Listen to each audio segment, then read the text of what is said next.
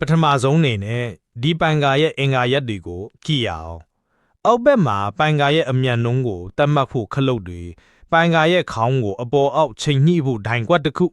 ပြီးတော့ပန်ကာကိုဟိုဘက်ဒီဘက်ရွေလျားစေဖို့အပေါ်ဘက်ကခလုတ်တစ်ခုတို့ပါဝင်ပါတယ်အောက်ဘက်မှာခလုတ်လေးခုရှိတယ်သုံးခုကအမြန်လုံးအတွက်ဖြစ်ပြီးအဖြူရောင်ခလုတ်ကတော့ပန်ကာကိုပိတ်ဖို့ပါ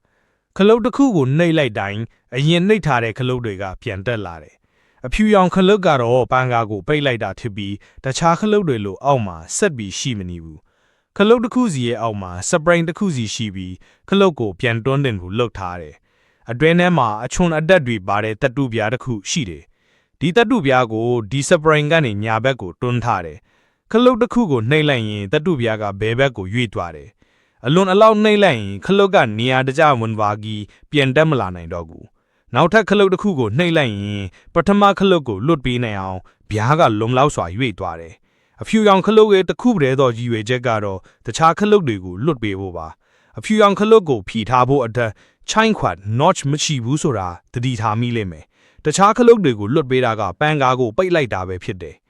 ပန်ကာနောက်ကျောကနေအယောင်သုံးမျိုးရှိတဲ့ဝါယာကြိုးတွေထွက်လာတယ်ဘဲခလုတ်ကိုနှိပ်အဲ့ဒီဝါယာကြိုးကနေအပေါ်ကိုအချက်ပြမှုပို့ပြီးပန်ကာကိုကျွန်တော်တို့ရွေးချယ်ထားတဲ့အမြန်နှုန်းနဲ့လဲဖို့အတွက်မော်တာထဲကိုဝင်သွားတယ်ပထမတော့ပန်ကာကတစ်ဖက်တဲ့ကိုပဲချိန်ထားလိုက်မယ်အခန်းထဲကပိုကျဲတဲ့နေရာကိုအေးစေချင်တယ်ဆိုရင်အပေါ်ကခလုတ်လေးကိုနှိပ်လိုက်ရင်ပန်ကာကဟိုဘက်ဒီဘက်ရွေးရလိုက်မယ်ဟိုဘက်ဒီဘက်လဲဖို့ကျွန်တော်တို့မှာလျှက်စစ်မော်တာတစ်ခုရှိပြီးသားမို့နောက်ထပ်တစ်ခုထက်စရာမလိုဘူးဒီမှာစိတ်ကူးကပန်ကာရဲ့လဲပတ်မှုလုံရှားမှုကိုဘေးတိုက်ရွေရမှုဖြစ်ပြောင်းလဲဖို့ပဲဒီအယူဆကိုနားလည်နိုင်ဖို့နောက်တစ်ဆင့်ပြန်ဆုတ်ကြည့်ကြရအောင်ဒါကို four bar mechanism လို့ခေါ်တယ်ဘာတစ်ခုစီကိုလွတ်လပ်စွာလဲပတ်နိုင်တဲ့ပင်ဓာတ်နဲ့ဆက်ထားတယ်ဘာတစ်ခုကိုတော့များသောအားဖြင့်လှုပ်ရှားလို့မရအောင်နေရာမှာတက်ဆင်ထားတယ်ဒါကို crank လို့ခေါ်တယ်များသောအားဖြင့်မော်တာတစ်ခုကနေသူ့ကိုလဲပတ်စေတ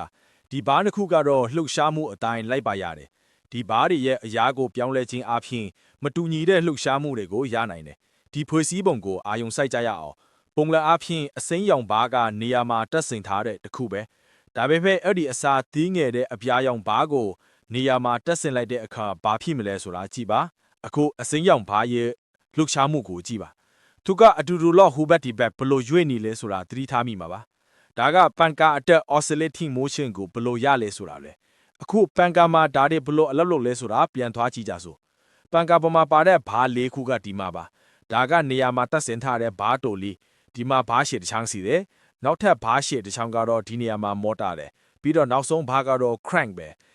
ဒီတစ်ခုကပန်ကာကို oscillating စေဖို့လဲပတ်ရမှာပါဒါပေမဲ့ပြောင်းနေတဲ့အစိတ်ပိုင်းတစ်ခုရှိနေသေးတယ်ပန်ကာရဲ့လဲပတ်မှုကို crank ရဲ့လဲပတ်မှုအဖြစ်ဘယ်လိုပြောင်းမလဲ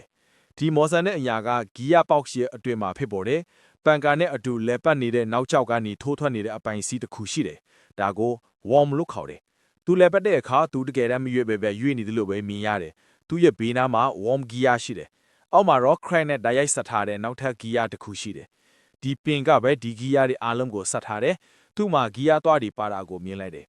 ပင်ရဲ့အပေါ်ဘက်မှာ ball bearings နှလုံးပါတဲ့ spring တစ်ခုရှိတယ်သူတို့က worm gear ကိုဖန်ပြီးသူ့နဲ့အတူလဲပတ်နိုင်လောက်အောင်အလုံးလောက်ထည့်နေတယ်ကဲဒီတစ်ခုလုံးကိုဘလို့အလုပ်လုပ်လဲကြည့်ကြစို့ပန်တာဖွင့်လိုက်တော့ worm နဲ့ worm gear ကလဲပတ်တယ်ဒါက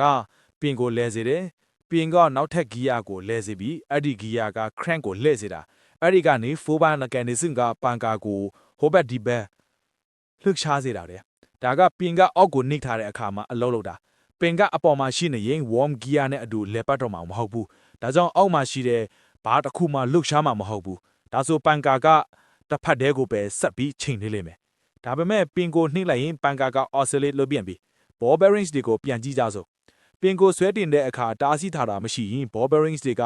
တစ်ဖက်စီကိုပြန်သွားလိမ့်မယ်ပန်ကာကိုပထမဦးဆုံးအချိန်ဖြုတ်တော့မှကျွန်တော်မှဒါမျိုးဖြစ်ခဲ့ဘူးတယ်စိတ်မပူပါနဲ့ကျွန်တော်ပြန်ရှာတွေ့ခဲ့တယ်ကိုဘာတာကိုဖြုတ်ကြည့်မယ်ဆိုရင်တော့တတိထားဖို့တတိပေးပါတယ်ပုံမှန်အားဖြင့်ဒါကိုမဖြစ်ပေါ်အောင်ကာကွယ်ထားတာကတော့ gear box ရဲ့အဖုံးပဲပင်ကိုဆွဲတင်လိုက်ရင် ball bearings တွေကအတွင်းကိုပြန်ဝင်သွားတာကိုမြင်နိုင်မယ်ဒါကပင်ကိုအပေါ်မှာထိန်းထားတာပါဒီလိုမဟုတ်ရင်အောက်ကိုပြန်ကျသွားလိမ့်မယ်ပင်ကိုပြန်နှိပ်လိုက်ရင် spring က ball bearings တွေကို worm gear နဲ့ထိတွေ့အောင်ပြန်တွန်းထုတ်ပေးတယ်နောက်တစ်ခုပြောချင်တာက crank ရဲ့အမြန်နှုန်းကပန်ကာရဲ့အမြန်နှုန်းထက်အញ្ញမ်းကိုပိုနေတယ် ပန်ကာလိုပဲမြင်မြန်လဲပတ်နေမယ်ဆိုရင်တော့အဲ့ဒီအချိန်မရောက်ခင်မှာပဲကျိုးသွားလောက်မယ်ဂီးရတယ်နဲ့မှန်ကန်တဲ့ပေါင်းစပ်မှုကအရှင်ကိုရှော့ချဖို့ကူညီပေးတဲ့အတွက်လှုပ်ရှားမှုကတင်းတော်တဲ့အညာနှုံးနိုင်ဖြစ်လာတယ်ဒါကြောင့်ပန်ကာကိုတပိုတမဟုတ်ဟိုဘက်ဒီဘက်လှေလို့ရတယ်လှုပ်ရှားမှုတစ်ခုထိုးထွက်လာတာပါဒါဆိုရင်ပန်ကာကိုဘလို့အလုပ်လုပ်လဲဆိုတာလေ့လာခဲ့ပြီးပါပြီဒီအထူးချုပ်ဗီဒီယိုလေးကိုသဘောကျမယ်လို့မျှော်လင့်ပါတယ် ဒီနေ့ဗီဒီယိုကတော့ဒီလောက်ပါပဲเนาะနောက်ထပ်ဗီဒီယိုတွေကြည့်ဖို့အတွက်ကျွန်တော်ရဲ့ channel ကို like and subscribe လုပ်ထားဖို့မမေ့နဲ့ဘူးเนาะကြည့်ရှုပေးတဲ့အတွက်ကျေးဇူးတင်ပါတယ်